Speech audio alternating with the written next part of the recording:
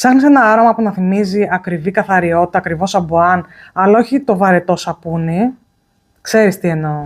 Σου έχω εδώ από Serge Lutens το Nuit des Elephants. Προσπάθησα να το πω γαλλικά όσο μπορούσα, Bear with me.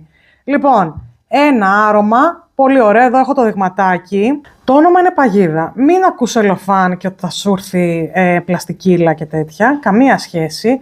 Νομίζω ότι εδώ ο δημιουργός, όχι νομίζω, κάπου έχω διαβάσει ότι εδώ ο δημιουργός ήθελε να αποδώσει τα λουλούδια που είναι τυλιγμένα σε σελοφάν που μόλις έχεις πάρει έχουν φρεσκοκοπεί και ανοίγεις το σελοφάν και μυρίζει αυτή την αγνή απόλυτη φρεσκάδα.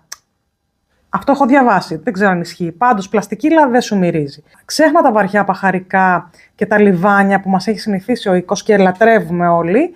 Εδώ ήθελε να κάνει την ανατροπή. Ήθελε να σου πει ότι νομίζω ότι δεν μπορώ να κάνω και φρεσκαδούρες. Πάρε εδώ την ακριβή καθαριότητα. Και τα κατάφερε πλήρως.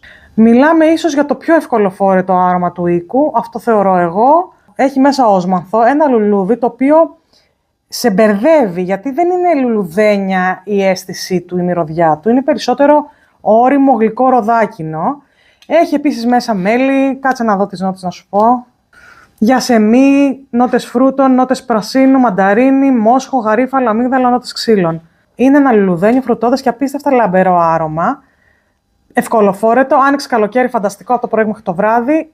Για date night στο σπίτι είναι τέλειο.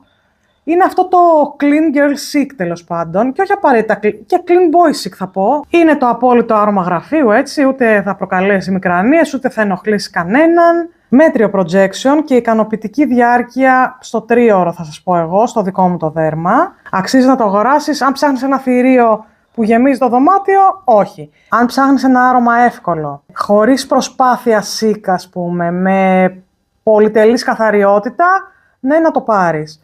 Αν το έχεις, αν το έχεις μυρίσει, εννοείται να μου πεις. Τι ωραία που είναι αυτά τα μπουκαλάκια, μ' αρέσουν πάρα πολύ. Άσχετο. Μ' αρέσει πάρα πολύ γενικά αυτός ο οίκος. Έχω αρκετά δειγματάκια, τα οποία θα σας τα δείξω εν καιρό.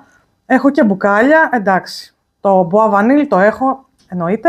Το Ambre Sultan είναι πάρα πολύ ωραίο. Γενικά όλα αυτά θα σας τα δείξω εν καιρό, γι' αυτό να μείνετε συντονισμένοι εδώ. Δεν ξέρω αν με βλέπετε στο YouTube, δεν ξέρω αν με βλέπετε στο TikTok και στο Instagram. Εύχομαι να είστε καλά, να περνάτε καλά, να είστε με αγαπημένα σας πρόσωπα και να μυρίζετε φανταστικά. Φιλάκια πολλά.